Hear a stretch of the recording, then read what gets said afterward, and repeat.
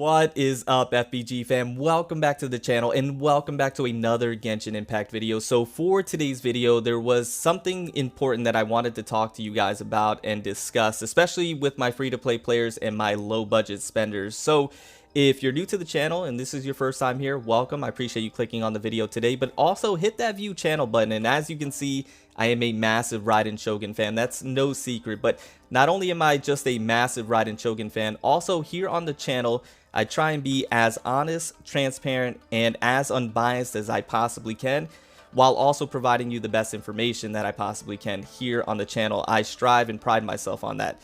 So with that being said, I want you guys to be extremely careful when pulling on the Raiden Shogun's banner. So in past videos, I talked about how if my free-to-play players and low-budget spenders were looking for a character to invest in, the Raiden Shogun is a prime candidate because of how good she is and how good her constellations is if you're planning on doing that and things of that nature. She's just an extremely valuable unit with tons of utility, and she will pretty much fulfill any role that you need to be fulfilled, whether it be support, sub DPS, or even if you want to make her into a main DPS.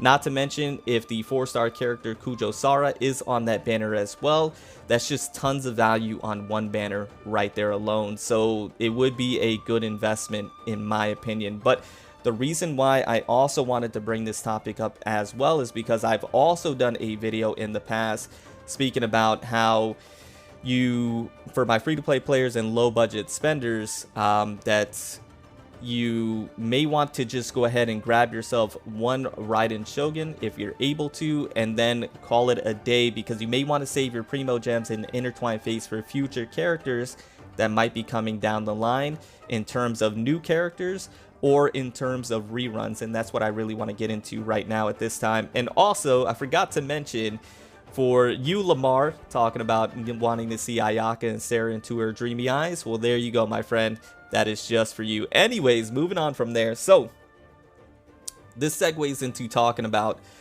future characters as well as possible reruns coming. Now, I'm not going to provide any confirmation on any information because everything's still with a grain of salt, but there was some information that came in the Discord. Massive shout out to my Discord. If you want to join, a link is in the description down below. You can check out this information for yourself. But there was some information that came down the pipeline talking about some possible characters, new characters that'll be coming after the Raiden Shogun's banner, as well as possible reruns. And that's what I really wanted to talk about with you guys today. So we know that we're going to be having the Raiden Shogun's banner and Kokomi's banner in 2.1, right? But what's coming after that? Well, a lot of people speculated Yae Miko will be coming afterwards, which I know is a very highly anticipated character, and a lot of people are super excited about her. But then there are also reruns that we could be talking about, because they have been dropping new characters back to back to back. And that's a lot of new characters for free-to-play players and low-budget spenders to get thrown at them all at once, right? So this leads me to believe that possibly after Kokomi and possibly after Yae Miko, if Yae Miko's after Kokomi, that there are reruns that are going to be coming down the pipeline. And reruns are probably going to be the thing moving forward, where we have a rerun banner and then possibly a new character banner, and they kind of cycle that way for a little bit. So if that is the case, there are some really highly anticipated characters that could be coming in terms of reruns that people have been waiting for, and I know a lot of my free-to-play players and low-budget spenders have been excited about. So some of those characters that we could talk about, well, first and foremost is Ganyu. There have been so many people, and I see this in the comment sections all the time in my videos, also in my streams as well, people chatting about it.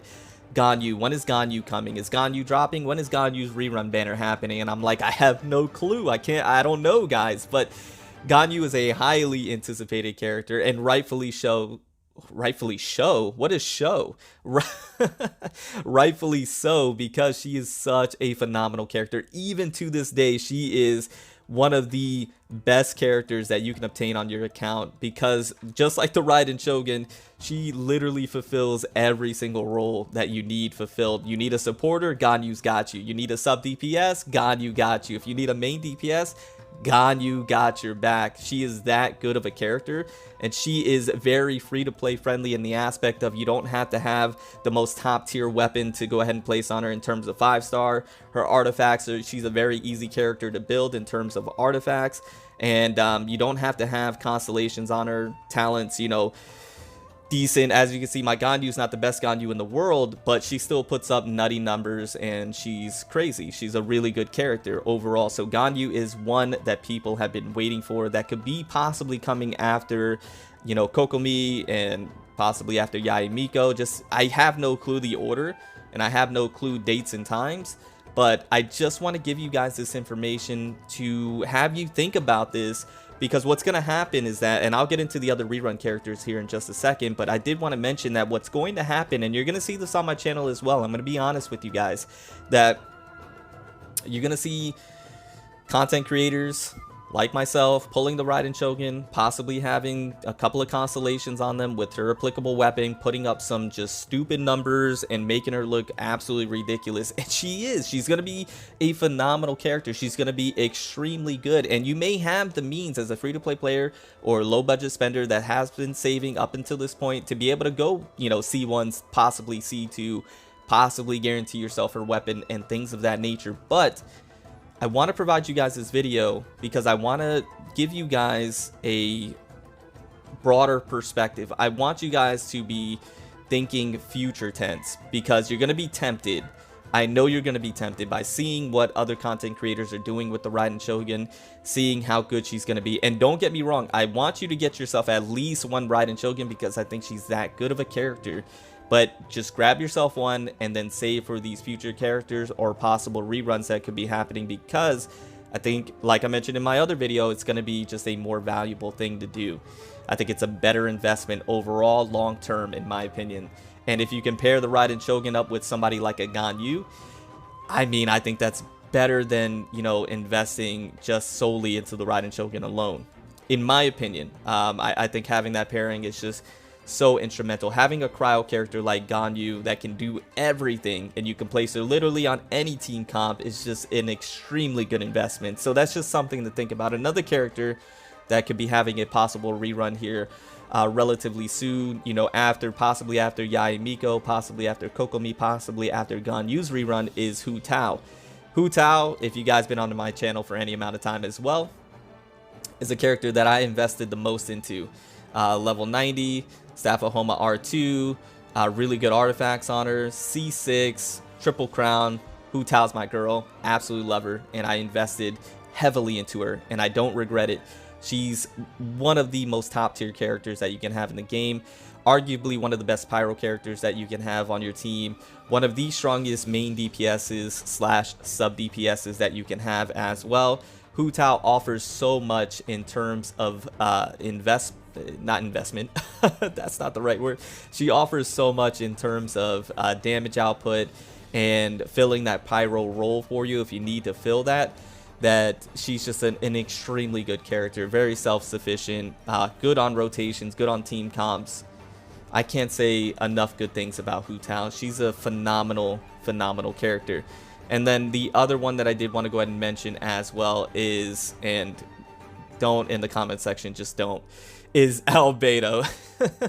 Just don't. A level 20 Albedo. I know I just don't really like his playstyle, but he's a fun. And just because I don't like his playstyle, I will not ignore the fact that he is a phenomenal character, fits on every team comp, offers the team so much, can do some pretty good damage himself with his elemental burst.